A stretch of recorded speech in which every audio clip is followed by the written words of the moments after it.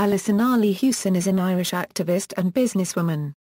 She is the wife of singer and musician Paul Hewson, known as Bono, from the rock group U2. Raised in Raheny, she met her future husband at a young age at Mount Temple Comprehensive School and married him in 1982. She was awarded a degree in politics and sociology from University College Dublin in 1989. The couple have 4 children together and live at residences in Ireland, France, and the United States. She has inspired several U2 songs, most famously Sweetest Thing. Hewson became involved in anti-nuclear activism in the 1990s. She narrated Black Wind, White Land, a 1993 Irish documentary about the lasting effects of the Chernobyl disaster, and has worked closely with activist Audie Roche. She has been a patron of Chernobyl Children's Project International since 1994 and has participated in a number of aid missions to the high radiation exclusion zones of Belarus. She has also campaigned against Sellafield, the Northern English nuclear facility. In 2002 she helped lead an effort which sent more than 1 million postcards, urging the site be closed, to Prime Minister Tony Blair and others. Hewson has repeatedly been discussed by tabloid newspapers as a possible candidate for political offices, including President of Ireland. None of these suggestions have come to fruition. Hewson is the co-founder of 2 ethical businesses, the EDUN fashion line in 2005 and nude skincare products in 2007. The former, intended to promote fair trade with Africa, has struggled to become a viable business. French conglomerate LVMH has made substantial investments into both companies. Early life: Alison Stewart was born on March 23, 1961, the daughter of Terry and Joy Stewart. She has an older brother, Ian, who lives in Australia. The Stewart family, who resided in the suburb of Raheny on Dublin's north side, raised their children as Protestants. Her father was a self-educated electrical worker who, according to Hewson, was constantly questioning things. Her mother, who was a housewife, had a secretarial career in mind for her daughter. Alison studied at Mount Temple Comprehensive School. At the age of 12, she met Paul Hewson, who was a grade ahead of her at the school. He pursued her immediately, but she initially kept her distance, labeling him an agit even though she secretly admired him. In September 1974, Paul's mother Iris died suddenly, leaving him emotionally adrift and in conflict with his father and brother. Soon after, Alison began taking care of Paul, cleaning his clothes, walking to school with him, and cooking for him. In September 1976, Paul met the other members of what would become U2. The band members adopted nicknames, and Paul soon became known as Bono. At around the same time, he and Ali, as she was known, began dating, and soon became a steady couple in the Dublin area. It took Stewart a while to enjoy the band's music, as her own tastes ran toward her father's Frank Sinatra and Nat King Cole records. At one point, the pair split up, but soon reunited. The relationship became more serious as she accompanied him in his efforts to break through in the music industry, and by 1979 they were discussing marriage, conditional upon his career becoming established. In the meantime she worked in a motor insurance company and in her father's electrical business. Marriage and family. Hewson married Bono on August 21, 1982 in a Church of Ireland ceremony at All Saints Church, Raheny. The ceremony combined rituals of both conventional Protestantism and the Shalom friendship group that Bono and other U2 members have belonged to. In debt to U2's record label, Island Records, the couple could not afford a honeymoon, but Island founder Chris Blackwell gave them use of the Golden Eye estate he owned in Jamaica. Having returned to Ireland, the couple moved to a small mews house in Howth, which they shared with the rest of U2. As the band broke through in popularity with a war tour in 1983, Ali Hewson did not readily adapt to the new circumstances. After seeing her with the group at a trendy Hollywood night spot, journalist Ethel Anver commented that Ali looked as out of place as a dairymaid in a brothel. Although she had wanted to become a nurse, Hewson gave up on the notion, as the intense schooling required would have been incompatible with the direction that her husband's life had taken. Instead she focused on studying in the social sciences, to give her an ability to understand social policy and make a difference to people, similar to what nursing would have enabled. By Bono's own description, the marriage hit a period of strain in 1986 due to time commitments during the group's recording of the Joshua Tree. Tensions continued in 1987 during the subsequent Joshua Tree tour. Ali received a degree in social science, politics and sociology from University College Dublin in 1989 at age 28, giving birth to the couple's first daughter, Jordan, 2 weeks before her final exams. Further plans to earn a master's degree in moral and political ethics were derailed by the birth of their second daughter, Memphis Eve, in 1991. Two sons, Elijah Bob Patrick Ascuggy and John Abraham, were born in 1999 and 2001, respectively. Being effectively a single parent while U2 toured was difficult for Hewson, but she now found Bono helpful even at a distance. Activism. In late 1985, following U2's participation in Live Aid, Bono and Hewson spent 5 weeks as aid volunteers in Ajiba during the 1983–1985 famine in Ethiopia. She saw children with no possessions and at risk of death. Despite this, to her they appeared more spiritually alive than those in Ireland who had material comforts but seemed spoiled and spiritually unaware. In 1986, the couple traveled to strife-torn areas in Nicaragua and El Salvador on a visit organized by Central American Mission Partners. In 1992, Hewson participated in Greenpeace protests against the Sellafield plant for nuclear reprocessing, located across the Irish Sea in Cumbria, England. She was especially set against the under-construction thermal oxide reprocessing plant component being opened. She was aboard Greenpeace's MV Solo when it staged a publicity-oriented raid wherein the band members landed on the beach at the plant in rubber dinghies, but she said she had not been responsible for that particular protest. This involvement led her to become interested in the Chernobyl nuclear disaster of 1986. After a request by activist Odi Roche, she went to blighted, high-radiation exclusion zones in Belarus for 3 weeks to narrate part of Black Wind, White Land. The 1993 Irish documentary, shown on RTA Pamil, highlighted the plight of fallout victims of the Chernobyl event. Hot Press magazine wrote that Hewson had obvious gifts as a presenter, which include a sense of quiet compassion that draws forth the best from the people she talks with. Another reviewer said that the documentary was very effective until she started speaking. Since 1994, Hewson has been a patron of Chernobyl Children's Project International, an organization founded and run by Roche that works with children, families, and communities that continue to be affected by Chernobyl. Through the years, Hewson has taken at least 10 trips to Belarus and other nations in the region despite the risk to her health.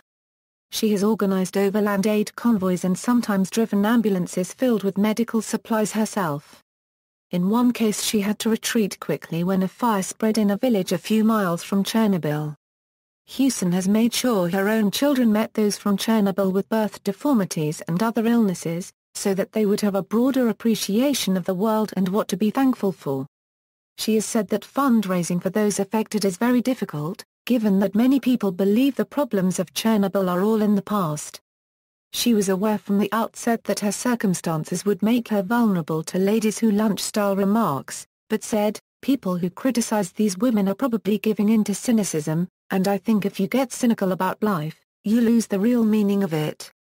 In 2007, she became a member of the board of directors for Chernobyl Children's Project International, a role that would give her a voice in the organization's policy making.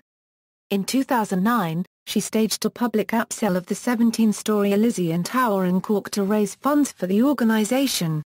She returned to the Sellafield issue in 2002, noting that while Ireland had no nuclear power plants itself, Belarus had been the most affected region even though Chernobyl was not in it, and that was exactly what could happen in Ireland if there was an explosion at Sellafield.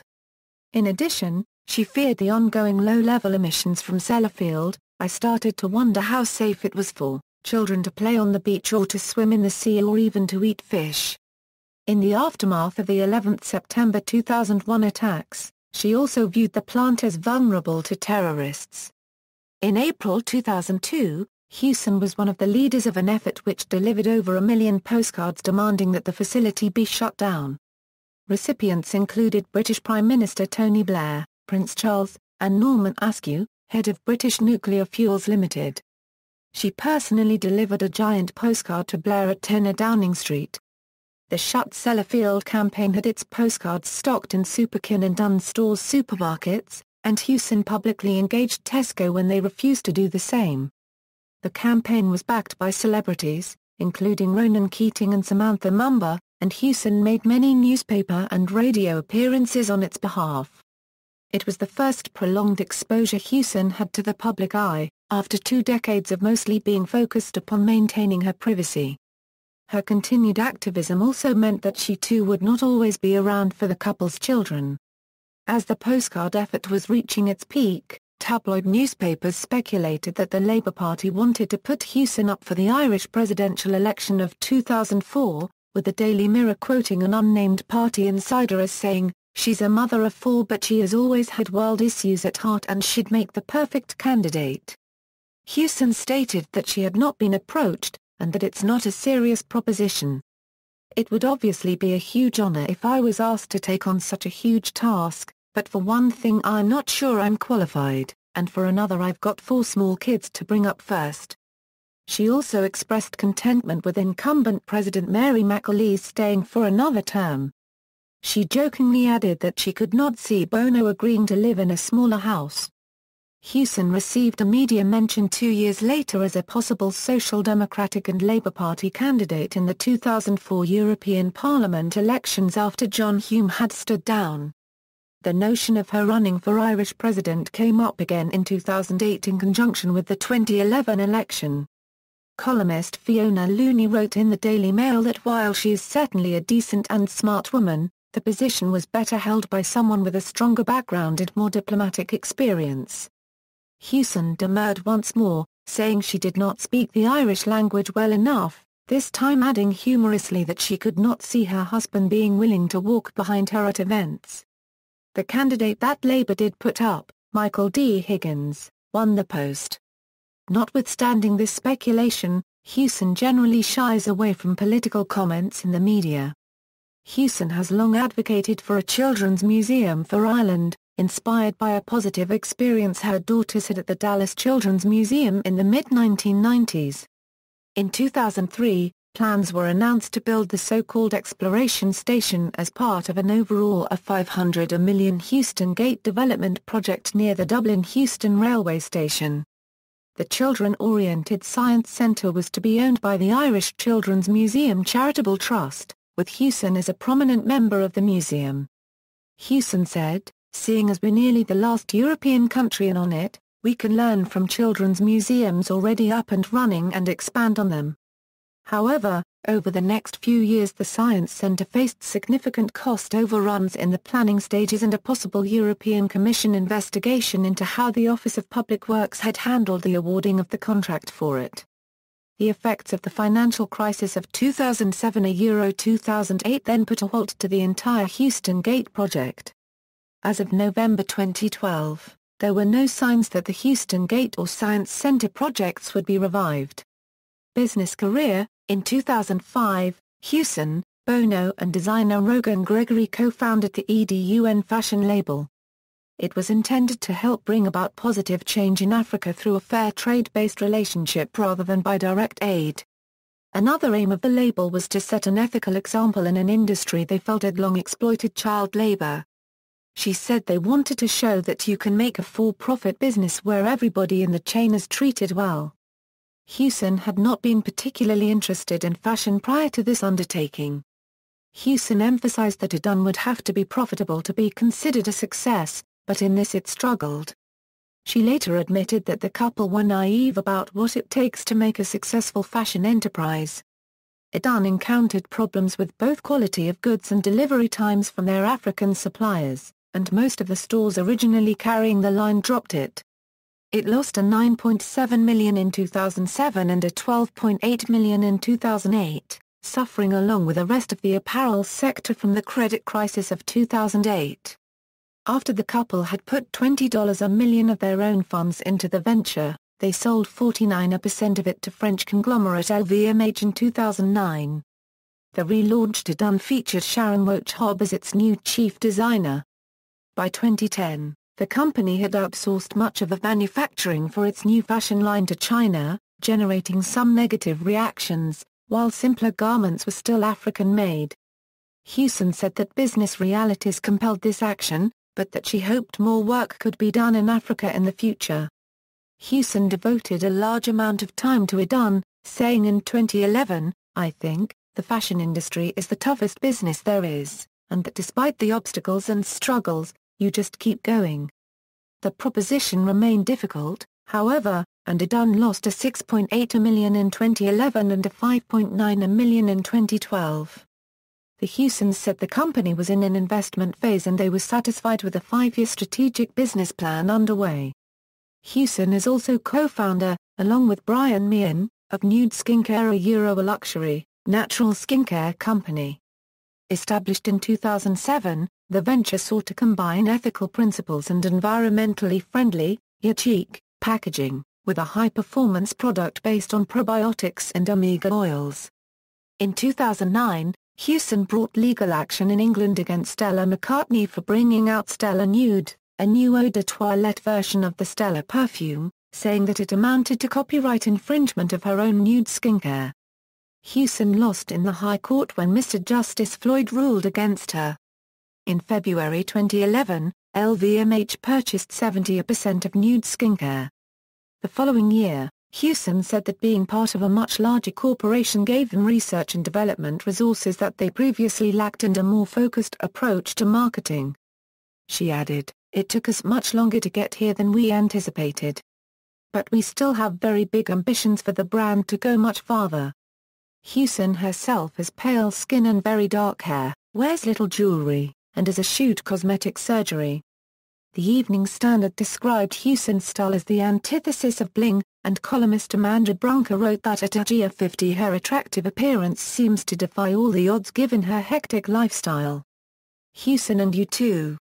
Hewson has served as at least partial inspiration for many Bono-authored U2 songs, going back to the track Another Time, Another Place from their 1980 Da copyright but album Boy. She helped Bono get through a bad period of writer's block during the lead-up to the 1983 War album, particularly in the composition of the lyrics to Sunday Bloody Sunday. She inspired the personal themes in New Year's Day, from the same record. That album and the accompanying war tour brought financial success to the band, and Bono and Hewson moved into a 3-level, 3-room Martello Tower in Bray. The group's 1984 song Promenade reflects both that location and the spiritual aspects of his desire for her. The U2 song Sweetest Thing was written for Hewson as a gift because Bono forgot her birthday whilst recording with the band during the Joshua Tree sessions. Originally released as a B-side in 1987, it was later re-recorded and released as a single from the compilation album The Best of 1980, 1990 and 1998. Hewson agreed to appear in the single's music video as long as all proceeds from it went to Chernobyl Children's Project. Bono wrote the lyric of the 1988 song All I Want Is You as a meditation on the idea of commitment. He later said, "It's clearly about a younger version of myself and my relationship with Ali," and added that by nature he was a wanderer, not a family man, and that the only reason I'm here is because I met someone so extraordinary that I just couldn't let that go. U2 lyrics usually have several possible levels of interpretation, and it is not always possible to definitively ascribe Hewson's influence upon them, but music writer Niall Stokes believes that inspiration from Hewson is pronounced throughout the group's 1997 album Pop, particularly on Staring at the Sun, which he believes reflects her Chernobyl Children's Project involvement and the feelings of both danger and hopefulness that it triggered in Bono. Stokes also believes that the 2000 song, When I Look at the World, is an explicit acknowledgement of Hewson's strength and commitment as exemplified by the Chernobyl work, while others think it is about Jesus or God. Bono has seemed to deflect those interpretations, saying that song is in part a hard-edged look at himself from the eyes of one losing faith. In any case, Bono has said that he does not feel constrained in his writing or interviews by what Hewson might think, as, "She doesn't read newspapers." or listen to the radio. There's a mysterious distance between us.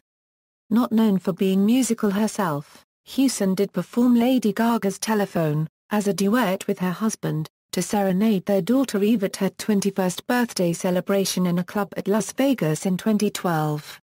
Hewson and her family live in Killiney, in South County Dublin, in a mansion and grounds that overlook the Irish Sea and that have been expanded by purchasing the adjoining property. Bill Clinton and Salman Rushdie are among those who have stayed at the guest house there. With U2 bandmate The Edge, the couple co-own a 20-room villa in Azé in the Alpes Maritimes in the south of France, where Bono and Hewson often mix with top celebrities. Hewson in particular has been friendly with several supermodels, which she uses to her advantage when booking charity events.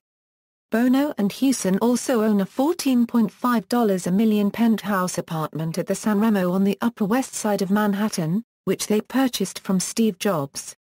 By 2011, the couple's fortune was placed at $572 million. While her husband has provoked a variety of critical responses, some negative. Assessments of Hewson have generally been favorable, characterizing her as down-to-earth. She views herself as not a typical rock star wife. Their marriage has been considered one of the most long-lived and stable in the entertainment world. She does have to deal with the psychological effects of her husband coming off tour and readjusting to domestic life.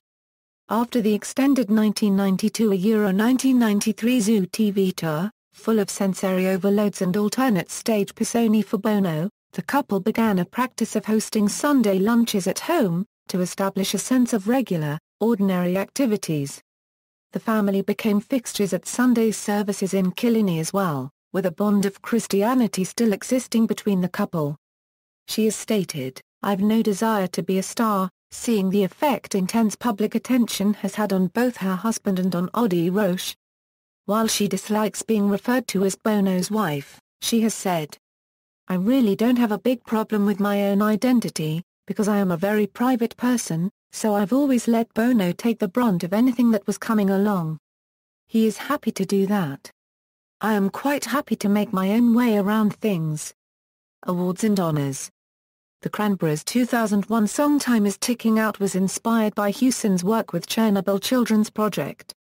In 2002, Hewson received an honorary Doctor of Laws degree from the National University of Ireland for her work on environmental issues, particularly the Chernobyl Children's Project.